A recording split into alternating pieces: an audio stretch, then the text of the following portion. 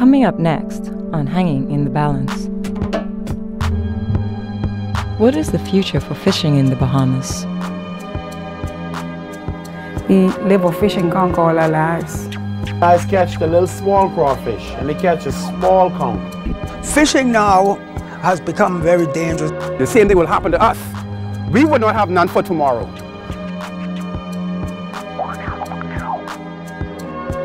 I am sure we can get this stuff to work. It will work. And when it comes to our fishing, they don't need to talk about closing nothing down. Until they decide to stop, we will be wasting on that. We'll be wasting.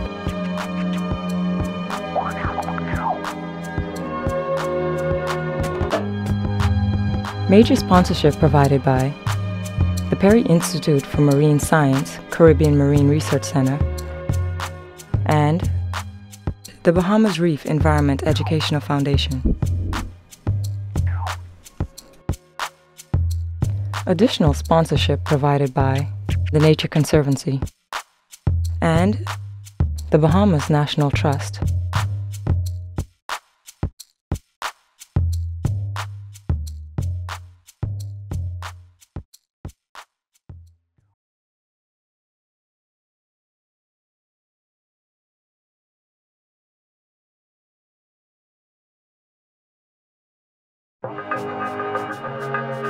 For centuries, mankind has depended on the world's oceans to provide the food and materials needed for life.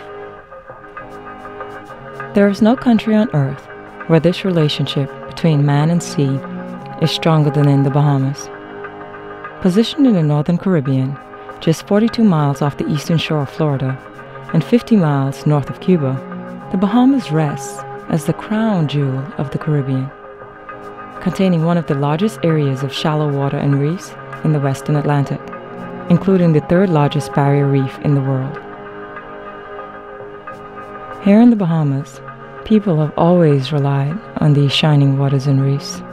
But now, at the beginning of a new millennium, this relationship between man and sea is in danger of being changed forever.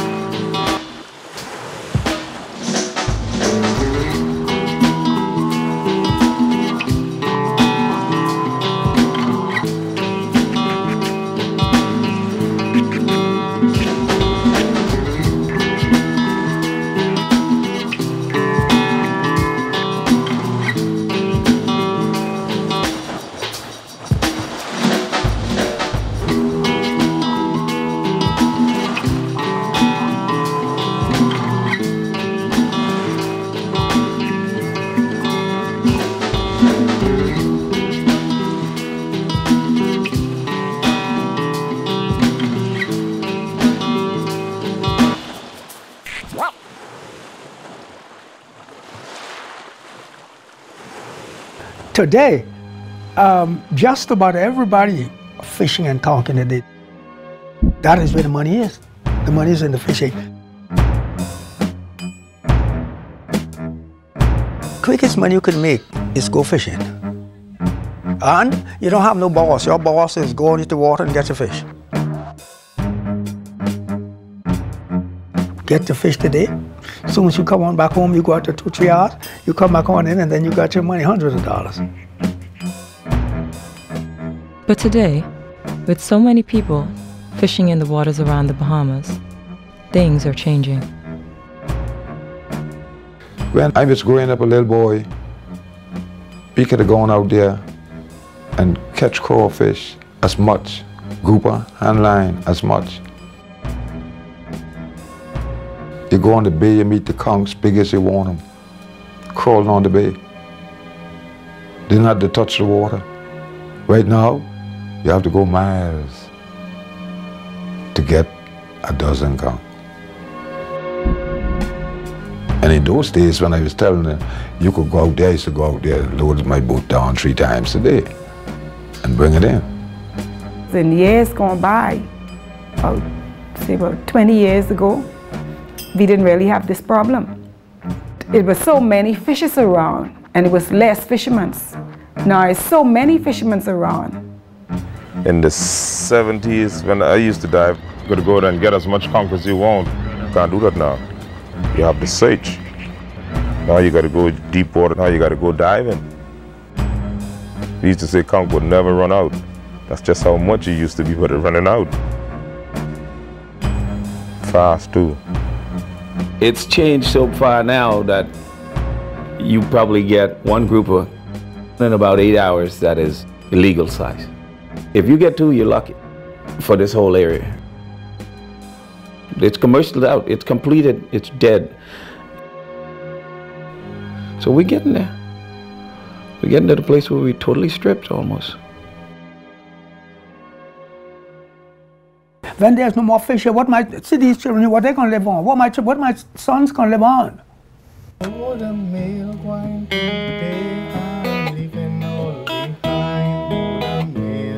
Just 20 years ago, the shallow waters and reefs of the Bahamas seemed to hold an almost endless supply of fish, lobster, and conch. But now, as more and more fishermen go out searching for less and less fish, the future for fishermen is unclear. I'd rather fish. I would rather fish. I guess that's in my system now. I don't want to do nothing else. For generations, Dennis Johnson's family has been fishing in the waters of South Eleuthera. Oh, I've been doing this at least about 20 years. Yeah, at least. I started with my grandfather while I was in school. I didn't like it. I used to cry every day he carried me in the sea. I didn't want to go fishing. I used to tear up my goggles, tear up my fins, and say, "Daddy, I can't dive no more." He said, "Well, sit in the boat till I'm ready." And man, I used to be so sick. So I stopped doing it, and I used to be overboard diving, and I can't see myself doing nothing else right now, to be honest with you.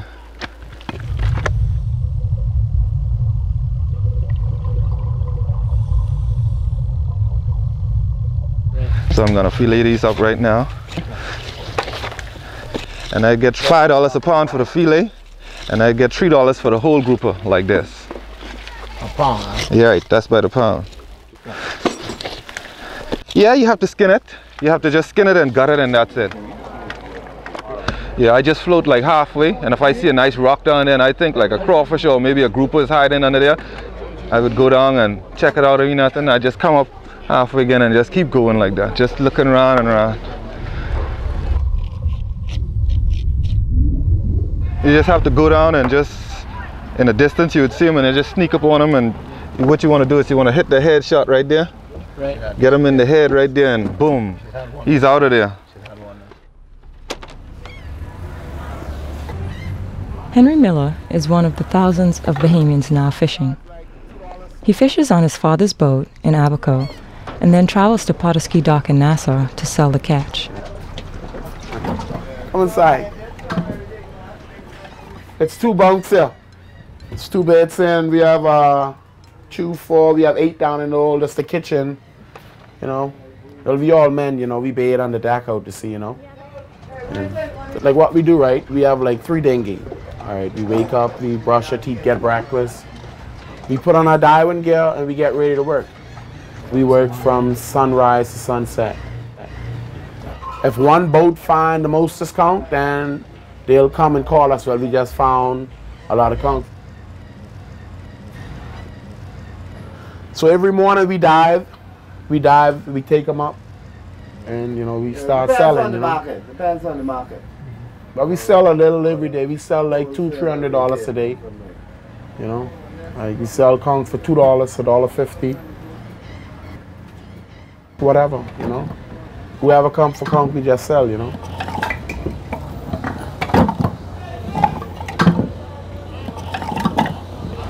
The water is beautiful. Look at the water. It's my job, you know.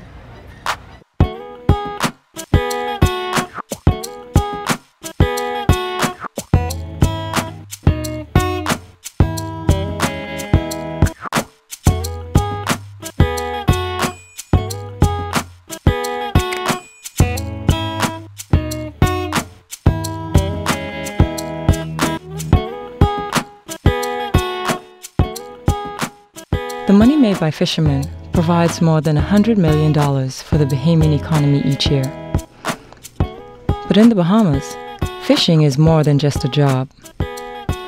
As scientific advisor to the Prime Minister, Dr. Livingston Marshall recognizes the important role that fish play in everyday life. When you look at a place like the Bahamas, on any given day of the week, you can find either fish, conch, or lobster on a dinner plate. And if we were to lose those, I think we would lose a very large part of what we know to be Bahamian. We live off fish and conch all our lives. That was our main food. That's what I'm talking about. Grouper is a dish that be ate in the Bahamas every day and all day. As a fisherman and owner of a fish house, Hardy McKinney of South Andros knows the value of fish.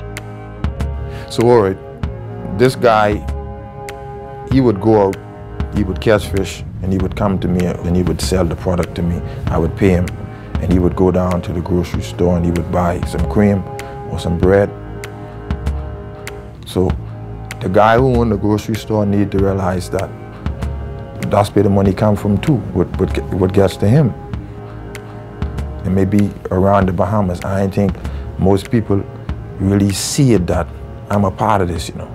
When a fisherman makes money, everyone makes money. When a fisherman don't make money, everyone suffer.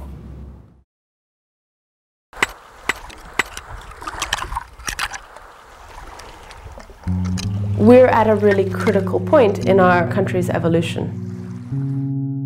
We've relied on tourism and fishing in the past for our livelihood, and would like to continue to do so, but anybody will tell you that there isn't nearly what there used to be in terms of fish and crawfish and conch. And this decline isn't just going to stop or go away.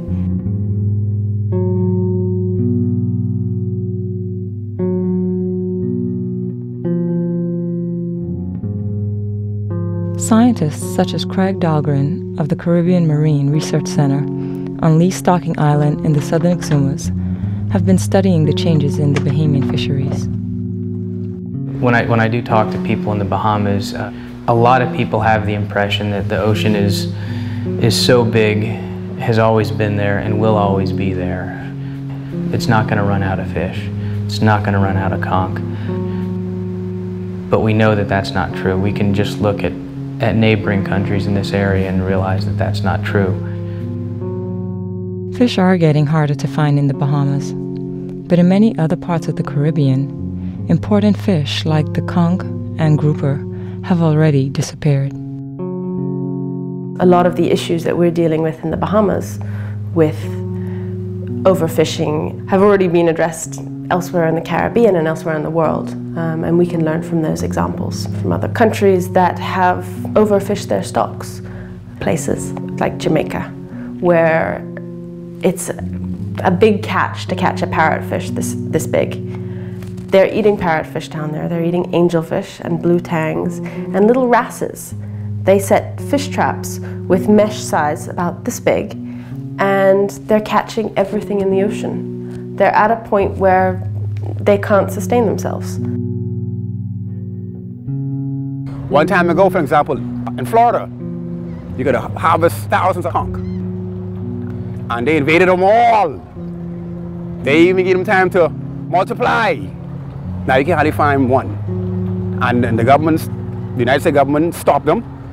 But the same thing could happen to the Bahamas. If we kept on being greedy or unaware and unintelligent how to preserve our marine life. The same thing will happen to us. We will not have none for tomorrow. One fish that is beginning to disappear in the Bahamas is the Nassau grouper. The Nassau grouper is currently on the World Conservation Union's Red List of Endangered Species.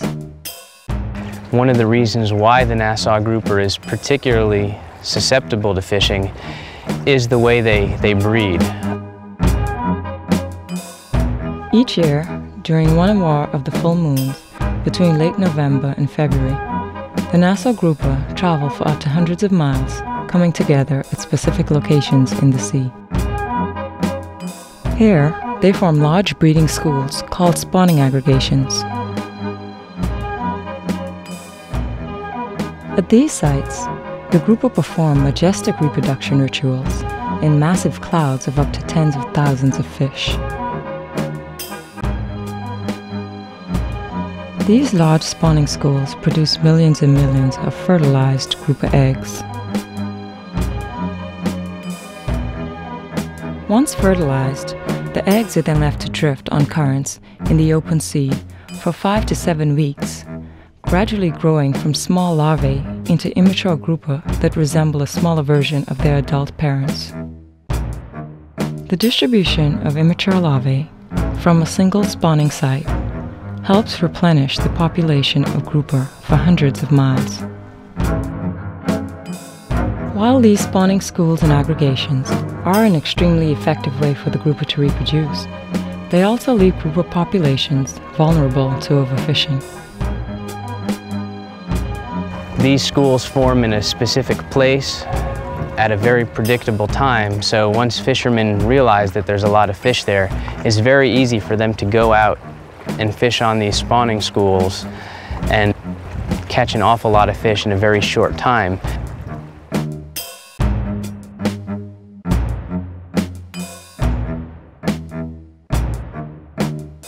That's the only time you look forward to making some money, even more than the crawfish. Because crawfish you could make more, but you can't find it like that. You go in this rock, you maybe find 2 or 3, you go there, you find 2 or 3, but with the groupers you just stay one spot and you get what you need and you can go.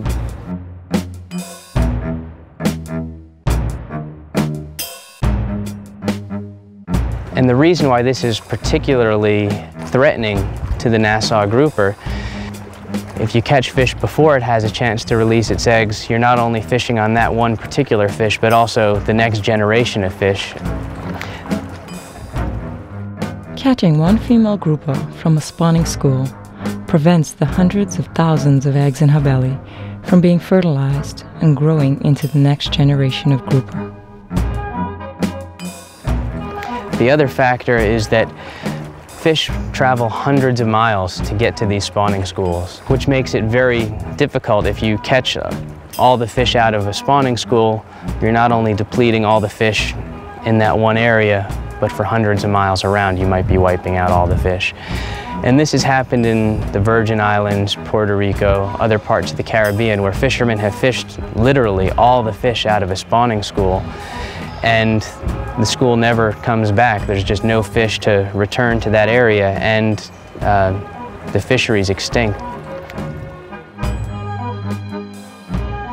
As the populations of grouper continue to shrink, the price of grouper goes up in the marketplace. The grouper stock is dwindling. It's becoming harder and harder to find grouper close by. You have to go further and further afield. As a result of that, the grouper are becoming more and more expensive. Grouper's now almost on par with a good steak in price-wise, a grouper fillet. You know, a 10-pound grouper can fetch as much as $40 here on this island, maybe as much as $50 or $60 in New Providence. And that proves the point that the grouper are getting scarcer and scarcer, more difficult to get. And if we don't do something about it, the whole stock could collapse.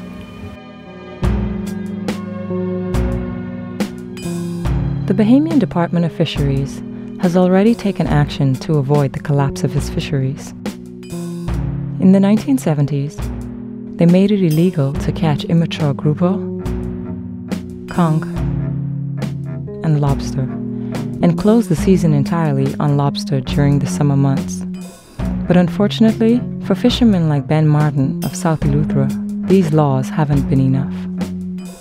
My problem is we've had a lot of talking. We got a lot of laws and a lot of talking, but ain't nothing happening.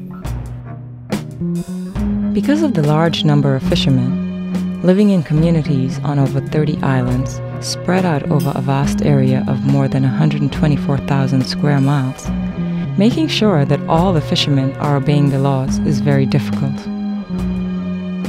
All the fishermen know what the laws are. Every single one of them know that undersized counts is against the law. All of them also know that little groupers are against the law. They all know. They all know the laws. But they plan on doing nothing because there's no enforcement. Nobody doing anything about it. Faced with the pressure to feed their families and cover the costs for their boats and fuel, many fishermen ignore the regulations. See, that's what I was telling you right now. If I spend like $150, go out there, that's just fuel, right?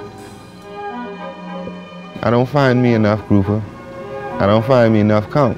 So maybe I gotta take maybe one or two of the small ones just to make up. You understand where I'm coming from? I mean, it don't be a habit, but I'm just telling you how it goes, you know. One time I was on the side of the road, I was selling, and an inspector come along and he said, boy, these some small conchs. I said, yes, sir. I said, boy, things tough out there, sir. I said, that's all I find. He said, boy, well, watch these small conchs. Well, I know how they say you gotta make up for the day, you know. To try and get them big. I was honest with him, you know, and he you know, thinks it's really tough, and that's all I had to, you know, to try and cover that day in which, and I didn't.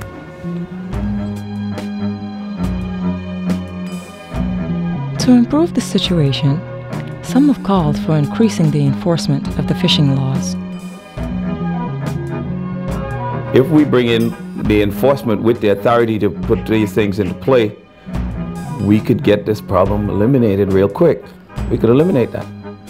But we don't have that way to do it. Now, fisheries could put some officers in place with the power to arrest people or the power to charge them. That's fine. I can't do that because I got to go hunt down the police and bring them to do that. That's the guys with the law. We don't have the authority to enforce it. And they can tell you straight, if you call the station, we ain't got the manpower. So you're faced with not doing anything, just getting ulcers over it. You know, you just got a high blood pressure over that. But I'll put them in my boat and carry them out there any given day to do so. I'll give them a boat. They'll use my boat. I got one in the yard with nothing, doing nothing. They could use that one. I don't care. We need it to stop.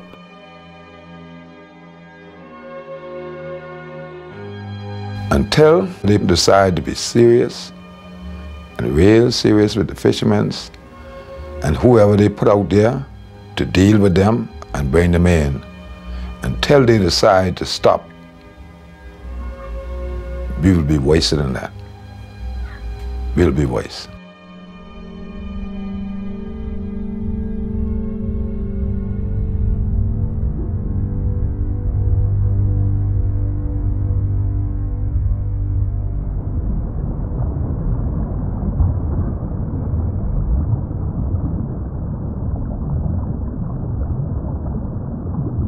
Fishermen need fish to survive. But fish are disappearing. If something does not change, the Bahamas may soon join other countries in the Caribbean, like Jamaica, and find almost no fish left in the water. Is there some way to preserve the breeding populations of fish and provide fishermen with ample fish to earn a living?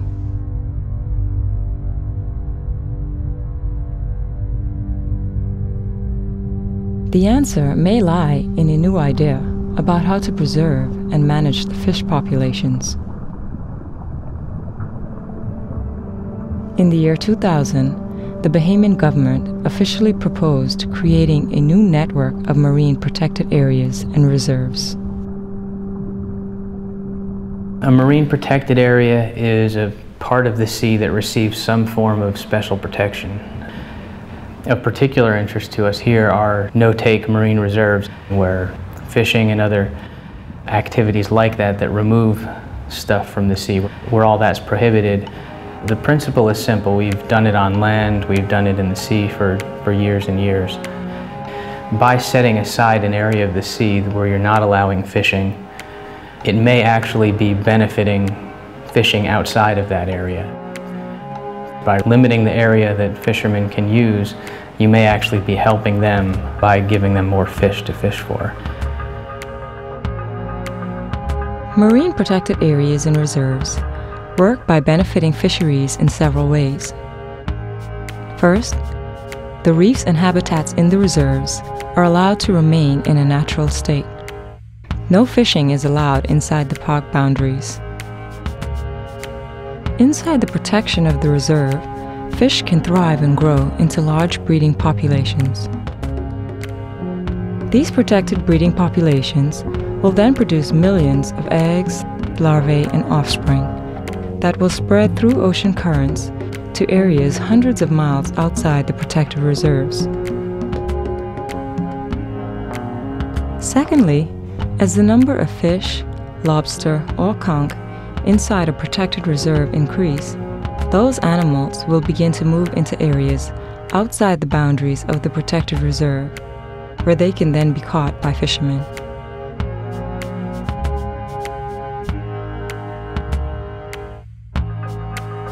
Finally, by concentrating enforcement resources in these smaller, well-defined sections of the sea, enforcement of the regulations inside the boundaries of the reserves becomes much more practical and effective. The Bahamas already has a marine protected area. The Exuma Keys Land and Sea Park was established by the Bahamas National Trust in the 1950s and covers a vast area of over 200 square miles in the northern Exuma Islands. Both above and below water, this park is one of the most beautiful areas in the Bahamas and is famous worldwide for the health and beauty of its waters and reefs. This beauty has been witnessed firsthand by members of the Royal Bahamas Defense Force, who patrol the park and enforce its no-fishing laws. When people ask me what was it like at the Exuma Land and Sea Park, I said it was a very amazing place. Because I myself was surprised at the variety of marine life that we have at the park. And I think all Bahamians should get the chance to visually see the type of marine life that we have at the park and what the park is all about. And I think they'll have a greater love and respect for wanting to preserve the park, because now they'll feel a part of it, because they realize what they have that is so vital to be protected. The water is crystal clear. You could go in any other place in the Bahamas and you look at the waters in the park, I mean, it's just a total different place. You could actually see the beauty, see all the fish, sharks, you could see the conch, you could see the crawfish. It's really amazing. As Park Warden Ray Darville has seen, the Exuma Keys Land and Sea Park also produces economic benefits for the Bahamas. It was established that the Exuma Keys Land and Sea Park have over 7 million breeding conch inside the park boundaries. So out of that 7 million conch, we produce over 4 trillion conch larvae per year. That would fill a 1.5 million gallon tank every year. And that larva goes out into the water column and it floats in the water column, and then they get carried by the tides and influenced by the winds anywhere from 25 to 35 days. And they're dispersed through a huge area of the Bahamas from this one location. Now out of that 4 trillion conch larvae, it's anticipated that over 120 million of those will reach to be a shelled animal. Out of that 120 million conch, it's anticipated that over 10 million of those will reach adulthood. Now, I mean, everybody knows conch has a value between $1 and $2.50 wholesale. So, out of 10 million conch, that's between $10 and $25 million worth of resources going into our fisheries every year because of the Exuma Keys Land and Sea Park. Despite the success of the Exuma Keys Land and Sea Park, it cannot support and restore the marine resources for their entire Bahamas by itself. So, the Bahamian Department of Fisheries is working to create a new network of marine reserves across the Bahamas that would eventually protect up to 20% of Bahamian reefs. The initial step in this plan is to create 5 new marine reserves in the southern Exuma Islands, South Eleuthera, the Berry Islands, Bimini, and Abaco. When we set up marine reserves, we're looking at having a number of marine reserves, a network all over the country, so that if one reserve is hit badly by a hurricane or has an oil spill on it, then we have lots of other marine reserves. This is something that the country has been really pursuing for the last 3, 4, 5 years on quite a serious level. And I believe that marine reserves is a very good approach in terms of conserving the stocks of conch and grouper and spiny lobster over the long term. In order to install the new network of reserves and save the fish populations before they disappear, the Department of Fisheries is bringing together scientists, local fishermen, and a wide range of marine experts from the Caribbean Marine Research Center, the Bahamas Reef Environment Educational Foundation, the Nature Conservancy, the Bahamas Biocomplexity Project, the Bahamas National Trust, the Wildlife Conservation Society, Environmental Defense, and the National Oceanic and Atmospheric Administration's international programs. I think that what I would like to emphasize to everyone is that the establishment of the marine protected areas or marine reserves, however you choose to call them, it's a part of the natural resources of the Bahamas that we're trying to preserve for everybody. And from the very inception, the marine protected areas are to be used as fishery management tools, so that our drive is to have these conservation areas because we think those conservation areas are going to be a key element in allowing us to be able to make use of the resources in the rest of the ocean. The new network of reserves will not only have significant effects in the Bahamas, but will impact the Caribbean as a whole. This impact was recognized by former Minister of Agriculture and Fisheries, Earl DeVoe, who in 1998 helped develop the idea to create these reserves. I think we had the duty, based on our geographical position and the natural resource environment of the Bahamas, and the fact that we were one of the few remaining places left on Earth that was in a position to do this for such a wider community, that it was incumbent upon us to take prescriptive action. There is so much shallow water and so low population density that the Bahamas still are relatively very good shape compared to some of the larger heavily populated islands such as Jamaica, Haiti, Dominican Republic, and the smaller islands of the Eastern Caribbean. So the quality of the marine resources in the Bahamas is unmatched at this time anywhere in the Caribbean, and that's why I think any larger scale program should focus on the Bahamas very heavily in terms of protecting something that's still worth protecting in a sense. If you look all around the Caribbean, where else do you have a system large enough that's actually a network of marine protected areas? There's no other single country that can do it with this much area. So the Bahamas could be essentially a lifeboat for the Caribbean reef fauna. So it's important for this nation, but it's important for the region as well.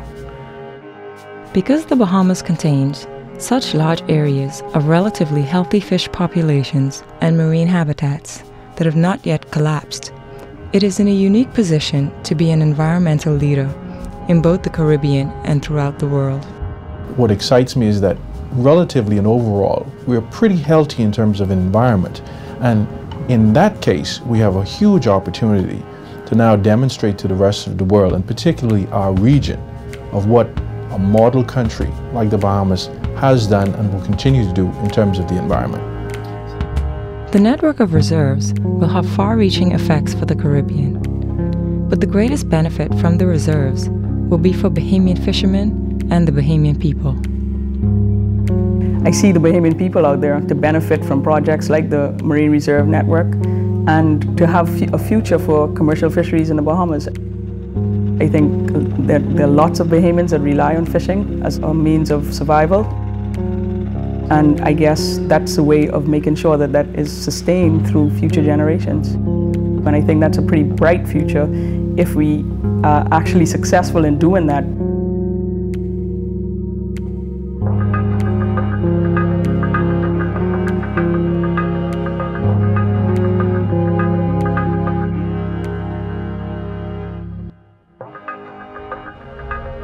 Although support for the marine reserves is growing, in many parts of the Bahamas, there is still opposition to the new network of reserves. In many parts of the Bahamas, because of the openness of the fishery, people can go borrow a boat, use a friend's boat, or finance a boat, and in short periods of time get into business and still make relatively handsome sums of money in a very short time. And so the challenge of establishing marine protected areas come in direct conflict sometimes with some of the lifestyle habits of the community. In fact, there are fishermen who do not support the creation of the new network. We don't need all these parks that you hear about. We don't need them here. Yeah, I know that they're coming up with these parks and different things, but like I say, fishermen need these areas open that they can go and feed their families. They don't need it. They need to leave us alone and let us go ahead and live. Because we ain't got no other way of making a living. Only thing is happening right now is the fishing business. Everybody try to get a little old boat, patch it up and go out there, even if they got to pull it out, catch a fish or so just to make ends meet. With few other options that provide the quick money of fishing, most fishermen will continue to fish. The government say go into farming, but look how long it's going to take. I just got to go cut the bush, burn it, plant. That might be another year. But I could just jump in a boat, go there in 4, 5, 6 hours. Fresh fish, fresh fish. You understand where I'm coming from? There are no easy answers to solving the conflict between Dennis Johnson's need to make money today and the need to ensure that there will be fish to fish for in years to come. How can the Bahamas create a network of fully protected marine reserves that will provide healthy fish populations for the future and still allow fishermen like Dennis Johnson to continue to earn enough money from fishing today? So you gotta think about us and give us something to go after. You know, the Bible says, by the sweat of your eyebrow you should eat bread. You know, I don't expect to just sit home and get something. I want to get out there and hustle and, you know, I don't even care to get rich like those guys. I just want to take care of me and my family, you know.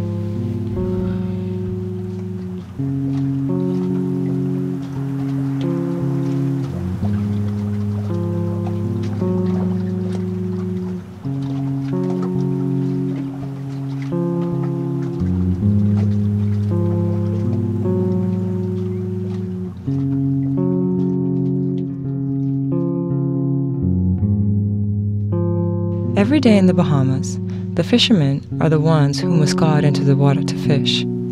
So, in the end, creating successful marine reserves will lie in their hands.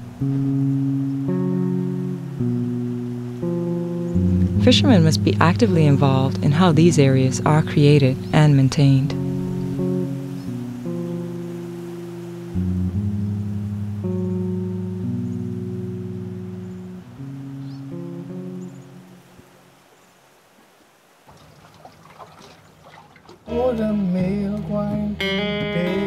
Well, with regards to the marine protected areas and the no-take reserves, I think that there is a need to hear as many voices as you possibly can within the local fishing community.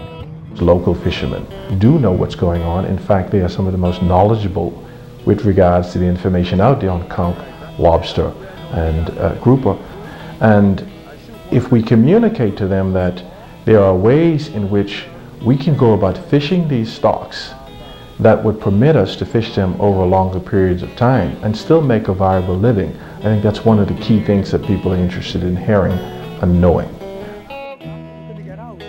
So if you get a lot of people together and have a meeting, you'll find out just how much each other's hating from destroying the creatures that God created. He put it there for food, but not for us to destroy. It's nothing to say they can't do it, they could do it. The right way to do it is to call the fishermen together and discuss with the fishermen and listen to what the fishermen have to say. And I am quite sure that about 70%, 75% of the fishermen would agree with it, but it have to be called into a meeting and explain the reason for it.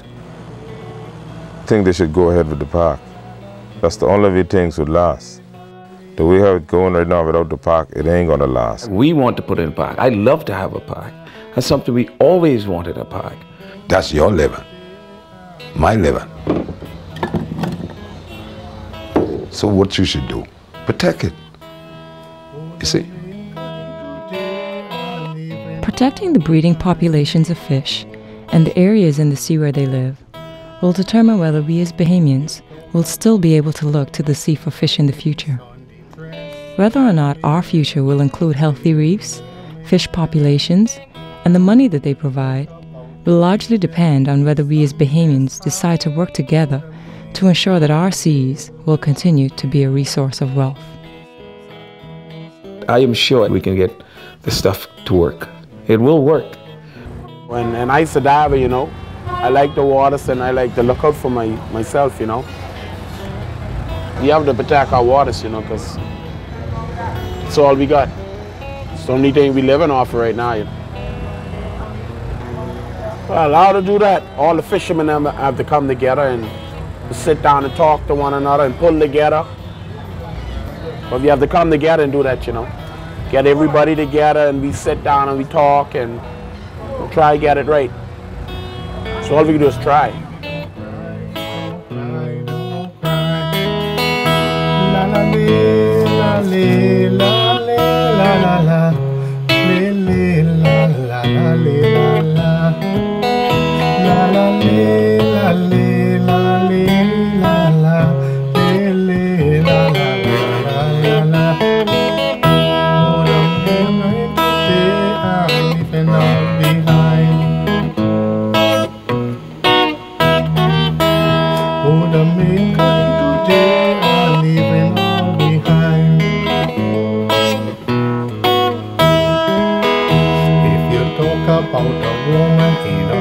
Sunday dress, oh the mail, the mail, the mail. If you talk about the preacher in his Sunday best hat, oh the mail, the mail, the mail. When the steamer all round the pipe, all the girls gonna change their mind. Oh baby, don't cry, don't cry, don't cry.